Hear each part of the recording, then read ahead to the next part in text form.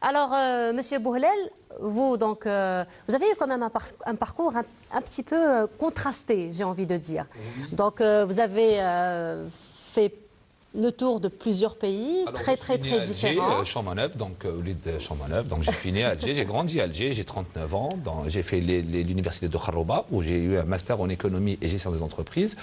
Donc contrairement à plusieurs, mon parcours il a commencé en Afrique de l'Ouest. Donc voilà. J'ai commencé par des pays très sous-développés par rapport à l'Algérie dans les années 2004, 2005, 2003, 2004, 2005. Donc j'ai vu pire que nous.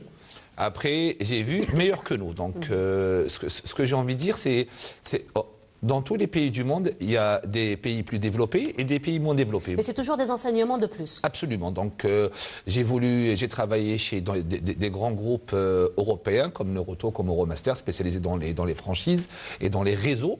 Donc, où j'ai occupé des postes de cadre supérieur. Et on était à l'époque en France. Aujourd'hui, il y a pas moins de 400 000 Algériens cadres sup. Qui travaillent en France et qui, imaginez-vous combien de millions d'euros, de centaines de millions d'euros de richesses qu'ils créent pour la France. Il faut savoir une chose, qu'aujourd'hui, l'État algérien doit profiter de la crise économique européenne pour pouvoir absorber les talents algériens, qui est de nationalité algérienne ou de retour en Algérie, pour pouvoir profiter de leurs compétences. Et c'est pour cette raison que j'ai opté pour revenir, parce que j'ai conçu le projet sur mesure pour l'Algérie.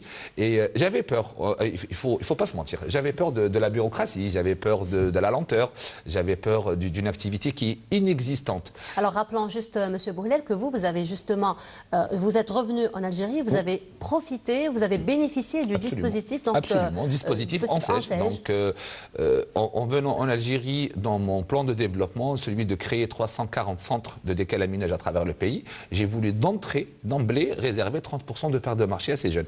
Donc, et de pouvoir transmettre le savoir-faire, c'est le principe de la franchise.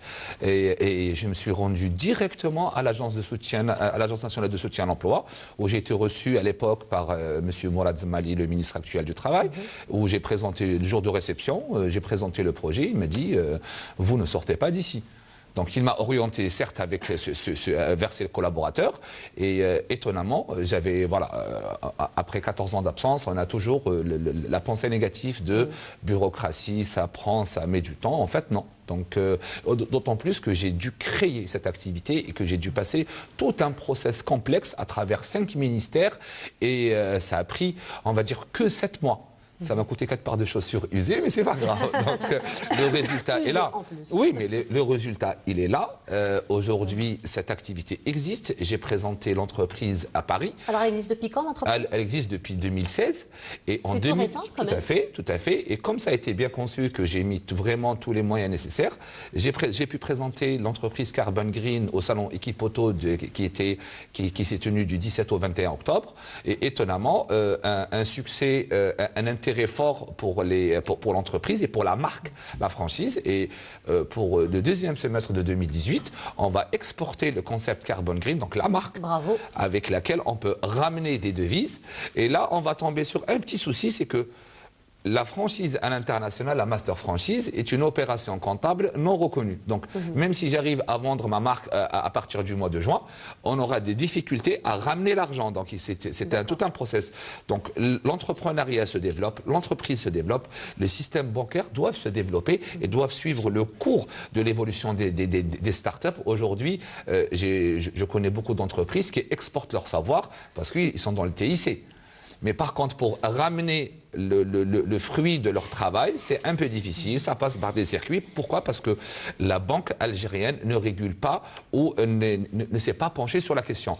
Et justement, avec les nouveaux dispositifs qui ont été pris par le gouvernement, notamment la Banque de l'immigration. Donc, quels seraient les avantages probablement ou les retombées? Des avantages, il y en a beaucoup. Donc, des avantages, il y en a beaucoup parce qu'on peut restructurer les jeunes étudiants qui souffrent et pour ceux qui ont fait leurs études en France ou aux États-Unis ou ailleurs, savent que c'est très difficile.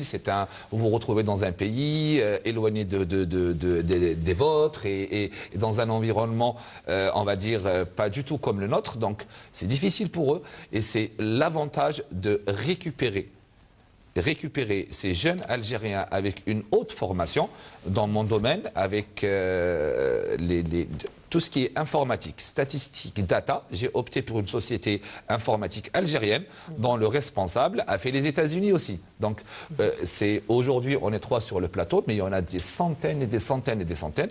La Banque des migrations pourra arriver à ses limites dans le cadre du montant de l'investissement. Il y a des projets qui peuvent coûter moins de 10 millions de dinars, donc moins de 100 000 euros. Effectivement, ça peut rentrer dans l'ANSES, ça peut rentrer dans la CNAC, et ces deux dispositifs ont les moyens nécessaires pour mettre le projet en place.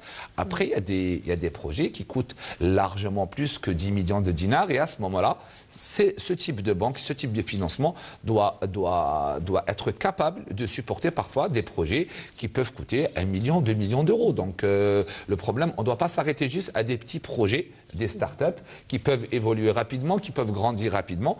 Et c'est toujours un début quand même. C'est un très bon début. Pas. Voilà, absolument, absolument. Pas, et puis automatiquement, tous les autres investissements vont suivre. Surtout que, comme vous le dites si bien, les start-up évoluent très rapidement. C'est un très bon début.